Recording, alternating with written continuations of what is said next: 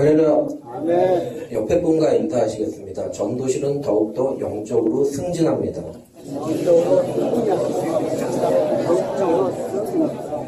아멘.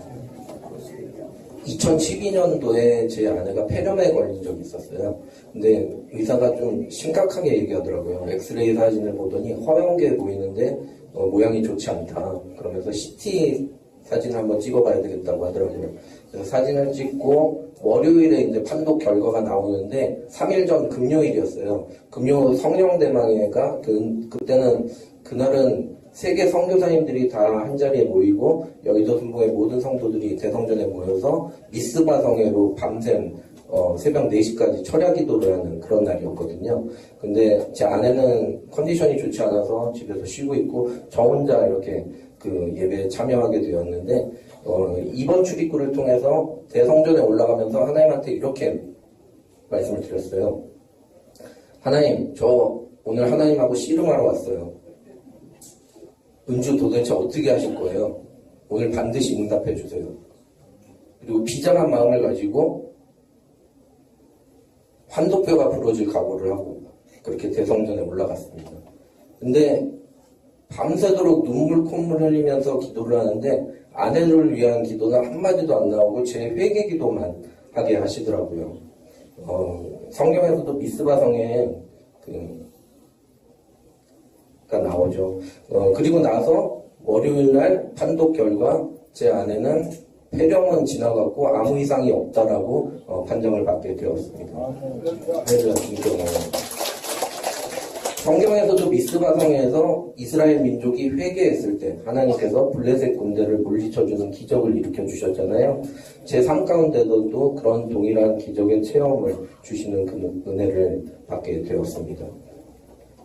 13세기 유명한 신학자 토마스 아퀴나스는 인간의 치명적인 7대 죄악에 대해서 얘기를 했는데요. 그 7가지 죄악은 교만, 시기, 분노, 탐심, 탐식, 게으름, 정욕입니다. 이러한 죄들로부터 자유로운 사람은 아무도 없을 거예요.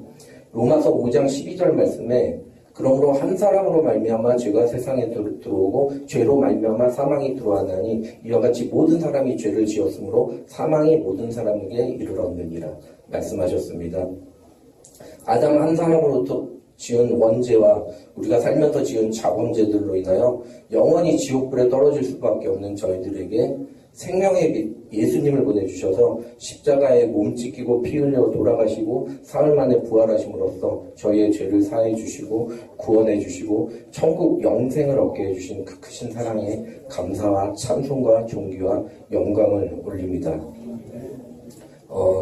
코로나 이전에 여의도 순복음교회에 철야 예배가 있었죠. 그 철야 예배 때 전도실은 월요일, 화요일 이렇게 철야 봉사를 했었어요. 전도실에 들어오면 첫 해에는 철야 봉사에 편성을 안 했어요. 근데 2년째 되면은 편성을 하기 시작하는데 저는 2년째 편성이 되었는데도 철야 봉사를 안 나갔어요. 왜냐면은 제가 직장 생활을 하고 있었기 때문에 밤을 새서 봉사를 하고 직장에 출근한다는 게 좀 말이 안 된다라고 생각을 했어요. 특히나 저는 그 자동차 영업을 하고 있기 때문에 고객들이 새로 뽑은 그 신차를 제가 운전해야 되는 경우들도 많이 있었기 때문에 밤을 새고 하는 거는 정말 불가능한 일이다라고 생각을 했기 때문이죠. 근데 3년째가 되면서 하나님이 철야 봉사에 나가야 된다는 마음을 강하게 주셨어요. 그래서 나갔는데 이사야 40장 31절 말씀처럼 오직 야훼를 앙망한 자는 새 힘을 얻으리니 독수리가 날개치며 올라감 같을 것이요 다른 박질하여도 공비하지 아니하겠고 걸어가도 피곤하지 아니하리로다 하신 그 말씀대로 독수리 날개치도 새 힘을 부어주시는 거예요. 밤새서 봉사를 했는데도 다음날 마치 구름에 떠 있는 것처럼 몸이 가볍고 제가 하는 일들도 굉장히 순조롭고 원활하게 잘 이루어지는 걸 체험하면서 그때부터 계속 철야 봉사에 나가게 되었어요. 그 철야 봉사 때 이렇게 중간에 간식 먹는 타임이 있어요. 바울 성전의 그 휴게실에 다 모여서 간식을 먹는데 저는 금식을 하고 있었기 때문에 그냥 성전에 앉아 있었어요. 바울 성전에. 근데 그날 전도실장님이었던 김재수 장로님이 격려차 오셨어요.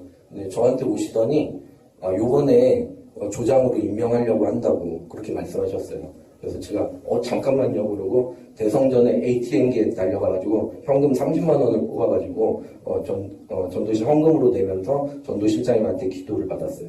저는 기분이 너무나도 좋았어요. 저는 영적인 세계에서 제가 승진을 한 것 같은 그런 기분이 들었어요. 제가 자동차 딜러잖아요. 인류 최고의 딜러는 누구라고 생각하십니까? 저는 아브라함인 것 같아요. 아브라함은 하나님하고 딜을 하잖아요. 의인 50명이 있어도 소돔과 고모라 땅을 멸하시리까? 거기서 5명이 부족하면 멸하시리까? 의인 40명이면 멸하시리까? 30명이면 멸하시리까? 그래가지고 의인 10명까지 깎잖아요. 대단한 딜이죠. 예. 저도 전도실에서 조장이 됐으니까 전도실을 위해서 하나님과 딜을 해야 되겠다라는 생각을 가졌어요. 그리고 하나님한테 외쳤어요. 하나님, 의인 50명이 있어도 전도실을 멸하시리까? 그랬더니 하나님이 바로 대답하시는데 너나 잘해. 너만 잘하면 돼. 내가 전도실을 왜 멸하니? 너나 좀 신경 써. 이렇게 말씀하시더라고요. 그때부터 제 죄를 하나씩 꺼내주시기 시작하셨어요. 제가 중학교 3학년 때 저희 아버님이 돌아가시고 굉장히 예민한 사춘기를 겪고 있었는데요. 고등학교 1학년 때 저희 담임선생님 별명이 드라큘라였어요. 얼굴이 하얗고 창백하고 그리고 이목구비가 뚜렷하고 서구적으로 생기셨어요.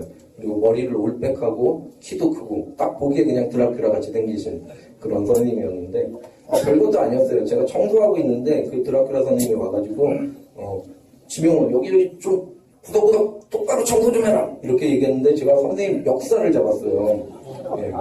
그 당시에는 정말 선생님이 그 학생들을 구타하는 일이 일상적인 일이었기 때문에 다른 선생님 같으면 바로 싸대기가 날라왔겠죠. 근데 그 선생님은 아무 말씀 안 하시고 그냥 돌아서 가셨어요. 저는 그때 그 선생님이 드라큘라가 아니라 예수님처럼 보였어요. 실제로 드라큘라는 십자가를 무서워하는데 그 선생님은 십자가를 사랑하는 드라큘라였어요. 예수님을 잘 믿으셨고 예수님의 그 온유한 성품을 닮았던 분이었어요.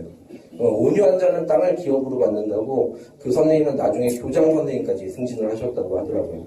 근데 그 선생님이 제가 고등학교를 졸업하고 23년째 되던 해에 르노 삼성자동차에서 제가 당직 근무를 쓰고 있는데 저희 전시장으로 들어오셨어요.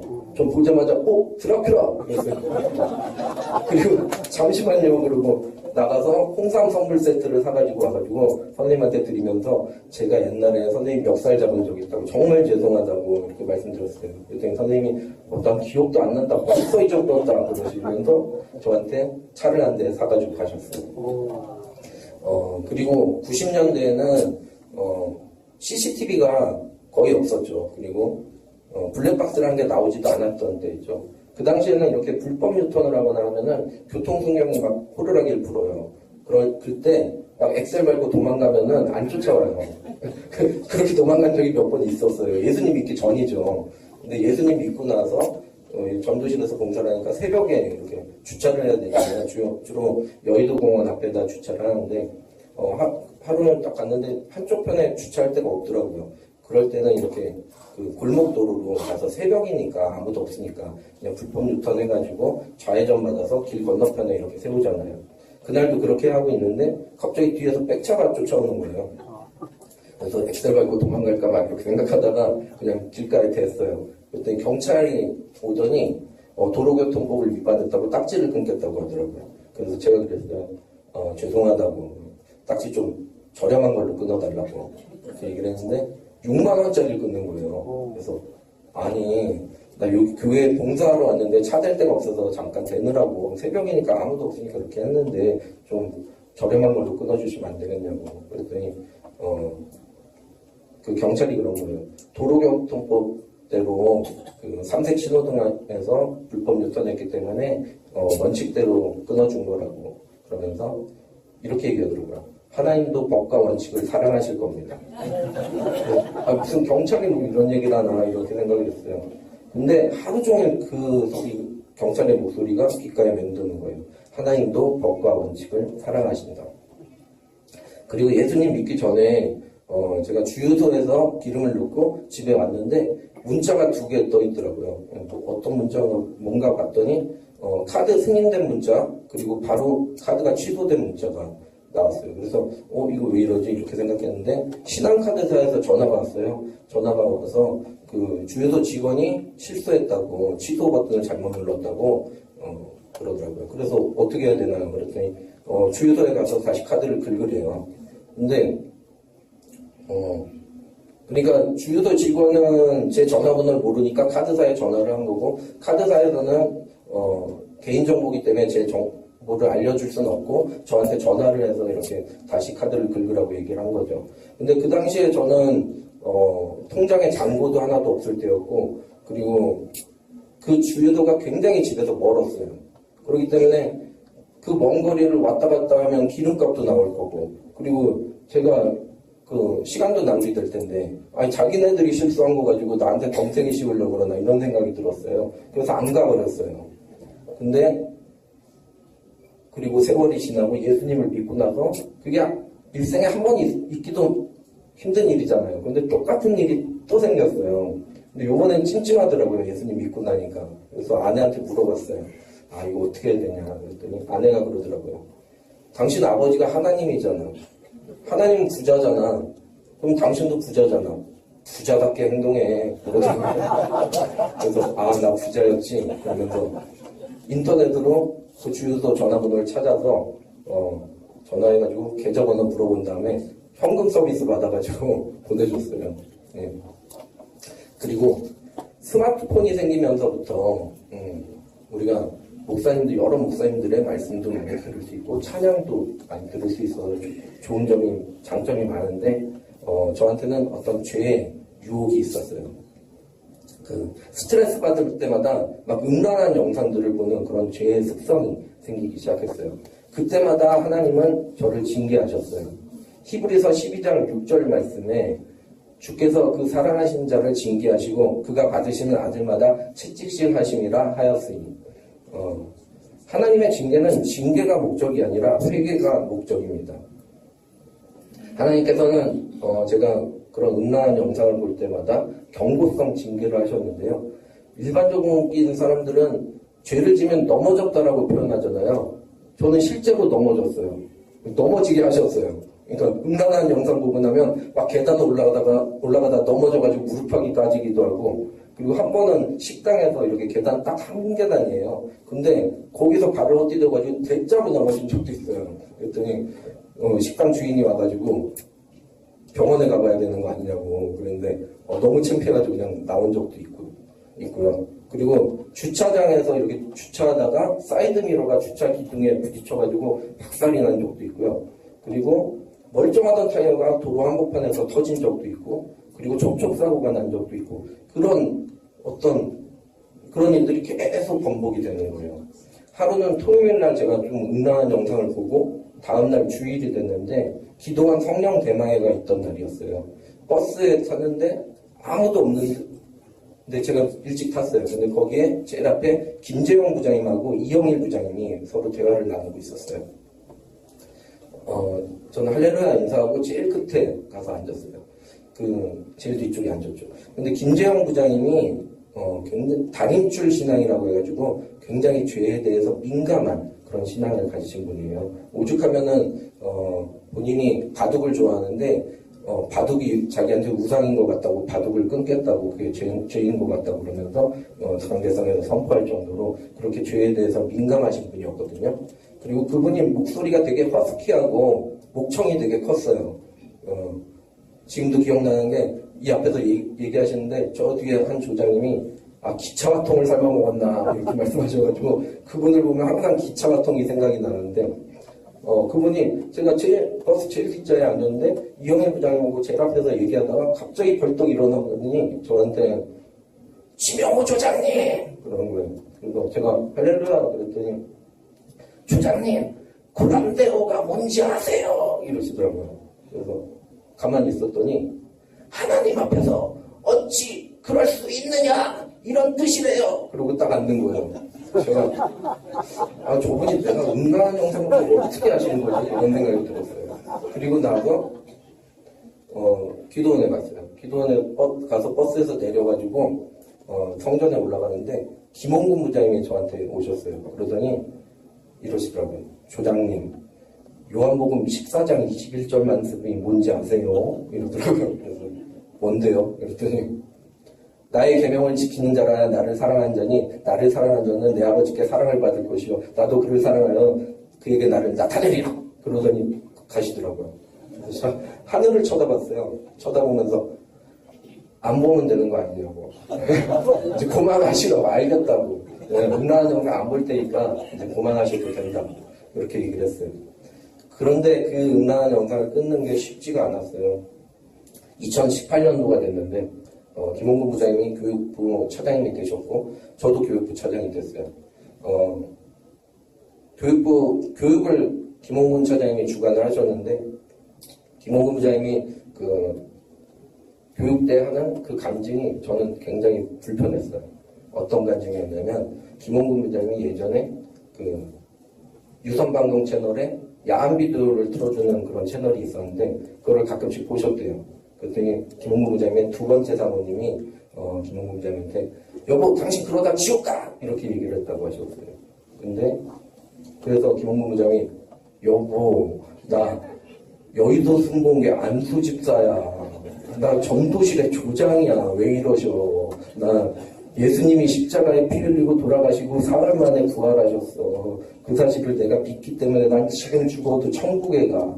왜 이러셔. 이렇게 말씀하셨다고 해요. 근데 하나님이 회개하라는데 회개하지 않냐고 말씀에 순종하지 아니했더니 하나님께서 그 두 번째 사모님을 천국으로 데려가셨다라는 간증이었어요. 저 하나님한테 그랬어요. 하나님, 김홍근 부장님이 하나님을 오해하고 계신 것 같아요. 저 김홍근 부장님한테 따질래요. 그랬더니 하나님이 그러셨어요. 이 영적인 세계가 이 믿음의 세계가 무림의 세계와 비교한다면 김홍근 부장이 너보다 훨씬 더 고수다. 덤비지 마라. 김홍근 부장은 최소한 말씀대로 살려고 노력하고 있지 않느냐. 너가 따지고 싶으면 네가 말씀대로 살고 그 다음에 따져라. 이렇게 말씀하셨어요. 그때부터 저는 김홍근 부장한테 따지기 위해서 음란한 영상을 끊기로 다짐을 했어요. 근데 그 음란한 영상을 끊는 게 쉽지가 않았죠. 그게 마치 저한테는 육체의 가시가 됐어요. 육체의 가시가 떠나가게 해달라고 기도했어요. 강구했어요. 그랬더니 하나님이 내 은혜가 내게 족하도다. 이는 내 능력이 약한 데서 온전하여 짐이라고 말씀하셨어요. 옛날에 조동국 조장님이 계셨어요. 조동국 조장님은 이렇게 찬양, 준비 찬양 리더로 섬기시면서 찬양할 때 막 이렇게 살랑살랑 춤도 추시고 하시면서 찬양을 굉장히 잘하시던 분인데 그분하고 한번 예전에 그 전도를 나간 적이 있는데 음란한 영상 보는 거에 대해서 상담을 한 적이 있어요. 그랬더니 그분이 그렇게 말씀하시더라고요. 로마서를 처음부터 차근차근 다시 한번 읽어봐라. 그러면 도움이 될 거라고 말씀하셨어요. 그래서 그 생각이 나서 로마서를 천천히 읽어보니까 점점 정죄감은 사라지고 하나님 말씀에 순종해야 되겠다는 그런 믿음이 생기기 시작했어요. 그리고 같이 전도 나가던 김유석 차장님한테 하고도 또 그 음란한 영상 그런 거에 대해서 얘기를 한 적이 있는데 김유석 차장님이 갈라디아서 2장 20절 말씀 내가 그리스도와 함께 십자가에 못 박혔느니 그런즉 이제는 내가 사는 것이 아니요 오직 내 안에 그리스도께서 사시는 것이라. 이제 내가 육체 가운데 사는 것은 나를 사랑하사 나를 위하여 자기 자신을 버리신 하나님의 아들을 믿는 믿음 안에서 사는 것이라. 그 말씀을 묵상하면 도움이 될 거라고 얘기를 해줬어요. 그래서 그때부터 음란한 영상을 보고 싶은 마음이 들 때마다 예수님과 함께 십자가에 못 박히는, 제가 못 박히는 그런 상상을 하면서 이겨나가기 시작했어요. 그러다가 이제 안수 집사를 맡게 되었는데 그때 교육부장님이 박준호 장로님이었어요. 그분은 박준호 장로님한테 이런 얘기를 했어요. 나는 정말 받는 게 너무나도 두렵다. 하나님이 나를 다루시는 그 기준 잣대가 더 까다로워질 거 아니냐. 더 거룩하고 정결한 삶을 살기를 원하실 텐데 난 그게 너무나도 힘들고 자신이 없다. 이렇게 얘기를 했어요. 근데 마지막에 이렇게 얘기했어요. 하지만 직분을 받는다면 하나님께서 죄를 이길 수 있는 힘을 주시리라고 믿습니다. 근데 그 믿음의 고백대로 안수 집사를 받고 나서 음란한 영상이 끊어지기 시작했어요. 할렐루야 주님께 봅니다. 우리가 장로, 권사, 안수집사 이렇게 받는 것도 직분이지만 또 전도실에서 조장, 임원이 되는 것도 직분입니다. 그리고 이 전도실에 들어온 모든 전도자님들은 전도자라는 직분을 이미 받으셨습니다. 우리 직분자들은 더욱더 거룩하고 정결하고 깨끗한 삶을 살아야지 하나님께 더욱더 크게 쓰임 받을 수가 있습니다. 이제 음란한 영상이 끊어졌으니까 김홍근 부장님한테 따지는 일만 남았죠. 교육 시간인데 김홍근 부장님 그날도 이렇게 말씀하셨어요. 여러분 말씀대로 살지 않으면 지옥 가요. 그래서 이렇게 얘기하면 이렇게 18이 올라오는 사람들이 있다고. 근데 그날은 1을 안 쓰고 10을 쓰셔서 욕을 하셨어요. 18이 올라오는 사람이 있다고. 그 순간 제가 욱하고 올라왔어요. 그리고 소리쳤어요. 부장님, 행위로 구원받는 게 아니고 믿음으로 구원받는 겁니다. 부장님은 하나님 말씀대로 100% 다 살 수 있어요? 그럼 부장님은 100% 하나님 말씀대로 살고 천국 가십시오. 하나라도 지키지 못하면 지옥 갈 겁니다. 하지만 저는 육신이 연약해서 100% 말씀대로 살지 못하지만 예수님을 믿음으로써 지금 죽어도 난 천국에 갑니다. 이러면서 소리쳤어요. 그리고 나서 다음 주에 김홍근 부장이 투지폰을 굉장히 오래 쓰셨거든요. 근데 스마트폰을 바꾼 지가 얼마 안 됐을 때예요. 그때 김홍근 부장이 다음 주에 그러시더라고요. 호기심에 스마트폰으로 음란한 영상을 봤다고 회개한다고 말씀하시더라고요. 저는 김홍근 부장님이 행위 구원론자라고 생각을 했었어요. 근데 통화를 하면서 오해가 풀렸어요. 김홍근 부장님이 제가 그랬어요. 부장님은 말씀대로 다 사실 수 있는지 모르겠지만 육신이 연약해서 말씀대로 못 사는 사람들은 다 지옥 가야 되는 거냐고. 그랬더니 김홍근 부장님이 회개하면 된다고. 그래서 회개가 있는 거라고. 회개하면 다 용서해 주신다고. 그러니까 김홍근 부장이 강조하고 싶었던 건 우리가 모두가 다 죄인이다. 그리고 회개해야 된다라는 걸 강조하고 싶어서 그런 말씀을 하셨던 거라고 이해하게 되었어요. 그 뒤로 제가 전도실장이 되고 나서 김홍근 부장님은 어느 분보다도 전도실장의 방침에 순종해 주시고 협조해 주시고 또 헌신해 주시고 제가 전도실장 사역을 하는데 가장 큰 도움을 주셨어요. 또 사소한 것들도 항상 물어봐 주셨어요. 근데 너무 사소한 것도 물어보실 때도 있었어요. 여기 선풍기 있잖아요. 그 선풍기가 그 오전 예배 때, 2부 예배 때 김홍근 부장이 항상 여기 앞에 앉고 바로 뒤에 최윤정 전도자님이 앉는데 선풍기를 최윤정 전도자님이 열이 많으신가 봐요. 선풍기를 항상 틀어놓는데요. 근데 김홍근 부장님은 그게 너무 추우시대요. 근데 그래서 참으셨대요. 근데 9월도 참고 10월도 참고 11월까지 참으셨대요. 근데 12월까지 듣는데 도저히 못 참으시겠대요.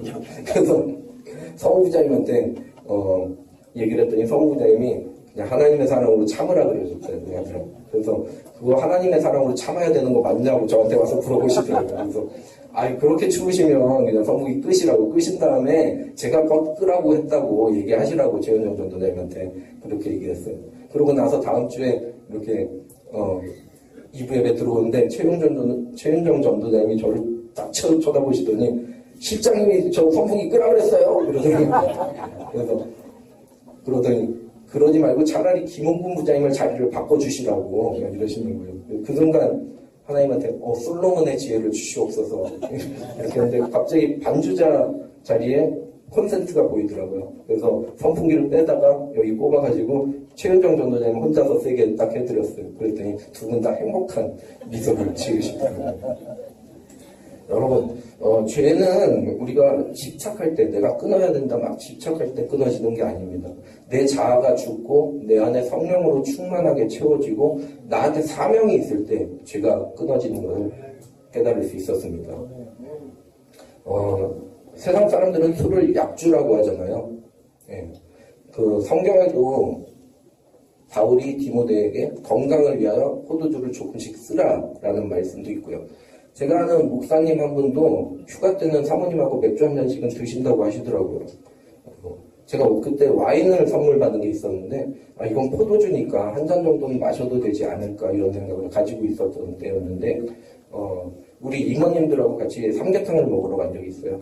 삼계탕 그 주인 사장님이 인삼주를 한 잔씩 이렇게 따라주셨는데, 제가 이거 우리 먹으면 안 되는 거잖아요. 그랬더니 임원분 한 분이 이거 괜찮다고, 이건 약이라고 먹어도 된다고 그러셨어요. 그래서 한번 먹어볼까 이런 생각을 가지다가 수저통에서 수저를 꺼내다가 그 술잔을 건드려가지고 완전히 엎어졌어요. 예, 근데 하나님이 죄와 타협하지 말라는 뜻이구나. 예, 로마서 14장 23절 말씀에 의심하고 먹는 자는 정죄되었나니 이는 믿음을 따라하지 아니하였기 때문이라. 믿음을 따라하지 아니하는 것은 다 죄니라 말씀하셨잖아요. 우리가 신사참배도 마찬가지예요. 절대 그 신사참배 죄와 타협하지 않고 순교하신 주기철 목사님도 계시지만 신사참배를 하고 나중에 회개하고 크게 쓰임 받으신 한경직 목사님도 계시죠. 두 분이 천국에서의 상급은 다를 거라고 생각합니다. 하지만 회개는 중요한 것입니다. 마태복음 27장 44절 말씀에 함께 십자가에 못 박힌 강도들도 이와 같이 욕하더라. 예수님과 함께 십자가에 못 박힌 두 강도 처음에는 둘 다 회개하지 않았습니다. 그러다가 누가복음 23장 39절에서 40절 말씀에 달린 행악자 중에 하나는 비방하여 이르되 내가 그리스도가 아니냐 너가 우리를 구원하라 하되 하나는 그 사람을 꾸짖어 이르되 내가 동일한 정죄를 받고서도 하나님을 두려워하지 아니하느냐 이렇게 말씀했죠. 나중에 십자가 달린 이후에 한 강도는 회개하고 용서받았습니다. 구원받았습니다. 마지막 순간까지 회개는 정말 중요한 것입니다. 디모데후서 4장 10절 말씀에 대만은 세상을 사랑하여 바울을 버리고 세상으로 나갔다라는 말씀이 있는데요. 대만은 바울의 선교 동역자였죠. 선교사입니다. 그 당시 선교사는 목숨을 걸고 복음을 전하는 사람들이었죠. 그랬던 사람도 세상을 사랑해서 세상으로 나가버렸다고 합니다. 갈라디아서 5장 17절 말씀에 육체의 소욕은 성령을 거스르고 성령은 육체를 거스르니 이 둘이 서로 대적하면 너희가 원하는 것을 하지 못하게 하려 하니라 말씀하셨습니다. 우리는 구원을 받아도 육신의 정욕, 안목의 정욕, 이생의 자랑으로 인하여 우리 육신은 자꾸 세상 정욕과 죄악으로 나아가게 되어 있습니다. 야고보서 4장 7절 말씀에 그런즉 너희는 하나님께 복종할지어다 마귀를 대적하라 그리하면 너희를 피하리라 말씀하셨어요. 믿음의 선한 싸움을 계속 싸워 나가야 합니다. 12강줄이 특별 새벽 기도회 끝나고 마지막 날에 이렇게 빵 배부를 하는데 신봉석 부장님하고 저하고 이렇게 빵을 배부르고 있는데 성우 부장님이 오셨어요. 그랬더니 신봉석 부장이 우리 식구 왔네? 이렇게 말씀하셨어요. 근데 그 우리 식구라는 표현이고 건달 조직에서 쓰는 표현 같아가지고 좀 웃겼는데 건달 조직도 명령에 복종하는 사람이 행동대장도 되고 부두목도 되고 승진하잖아요. 영적인 세계도 마찬가지입니다. 하나님 말씀에 순종하는 사람이 영적인 세계에서 승진하게 되어 있습니다. 그리고 영적으로 승진하면 예수님이로 가득해서 예수님이 나타나게 되죠. 그리고 예수님이 나타나면 귀신이 먼저 알아봅니다. 누가복음 4장 34절 말씀에 나사렛 예수여 우리가 당신과 무슨 상관이 있나이까 우리를 멸하러 오셨나이까 나는 당신을 아노니 하나님의 거룩한 자입니다. 이렇게 귀신이 예수님을 먼저 알아보는 장면이 있는데요. 제가 안양에 있는 어떤 사무실을 다닌 적이 있어요. 그 당시 그 동네가 노래주점이 굉장히 많았었거든요. 근데 그 당시가 코로나 때였어요. 그래서 영업 정지가 됐기 때문에 밤이 되면은 불빛 하나 없이 그냥 칠흑같이 어둡고 깜깜한 암흑의 도시 같은 느낌이었어요. 가끔가다 이제 중국인들 한두 명이 술 취해서 비틀거리고 다니고 있고, 그리고 마치 유령의 도시 같은 그런 곳이었는데, 허름한 건물에 저희 사무실이 있었어요. 그 옆 사무실은 점집이었어요. 근데 인기척이 없길래 아무도 없는 줄 알았어요. 그래서 제가 하루는 야근을 좀 늦게까지 했는데 밤 12시가 되니까 목탁 소리가 똑똑똑똑 이렇게 나는 거예요. 그리고 여자가 막 흐느껴 우는 소리가 나요. 근데 여자 무당이었나 봐요. 접신을 하는 거였어요. 근데 접신을 하는데 주문을 외우는데 마치 우리 방언기도 하는 것처럼 막 외우더라고요. 주문을 외우더라고요. 저는 그 한참을 그렇게 하는데 진짜 소름이 쫙 끼치더라고요. 도저히 안 되겠다 싶어서 저도 막 방언기도를 막 세게 했어요. 그랬더니 딱 멈추더라고요. 아무래도 접신하는데 방해가 되겠죠. 그리고 나서 그 여자 무당하고 저하고는 한 번도 본 적이 없어요. 마주친 적이 한 번도 없는데 다음날 복도에서 딱 마주쳤어요. 근데 그 여자 무당이 마치 학원 폭력을 당하는 학생이 일진 학생을 만난 것처럼 저를 딱 보더니 복도에 벽에 딱 붙더니 막 덜덜덜덜 떠는 거예요. 그래서 제가 지나가면서 한번 쫙 찔러가지고 제 사무실로 들어갔거든요. 다음날 간판 내리고 이사 가버리더라고요. 할렐루야 주님께.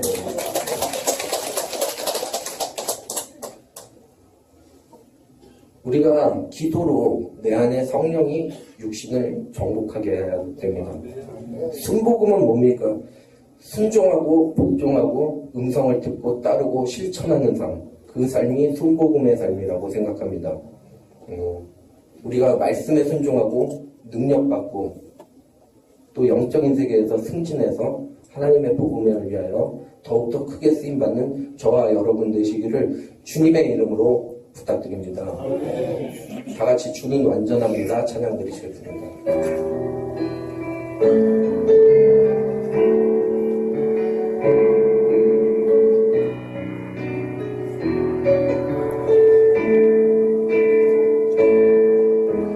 주여 우린 연약합니다. 우린 오늘은 힘겨워합니다. 주 뜻 이루며 살기에 부족합니다. 우린 연약합니다. 주여 우린 넘어집니다. 오늘 하루 또 실수합니다. 주의 금을 구하는 죄인입니다. 우리 주만 바라봅니다. 한없는 주님의 은혜 온 세상 위에 넘칩니다.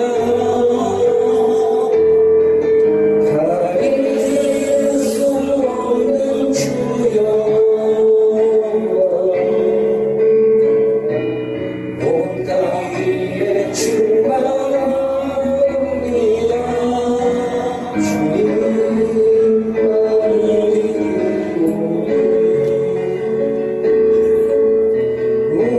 우리들 따라갑니다.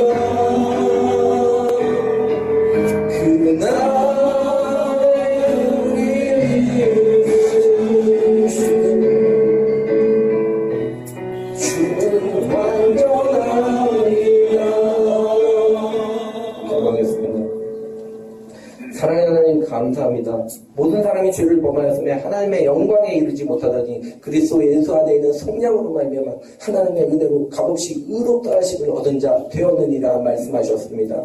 의로운 것 하나 없는 저희들에게 대속의 은혜, 예수님의 그 대속의 은혜로 의롭다 여겨주시고 의인 삼아주심에 감사드립니다. 하나님의 영광만이 나타나는 삶 살 수 있도록 복 내려 주시옵소서.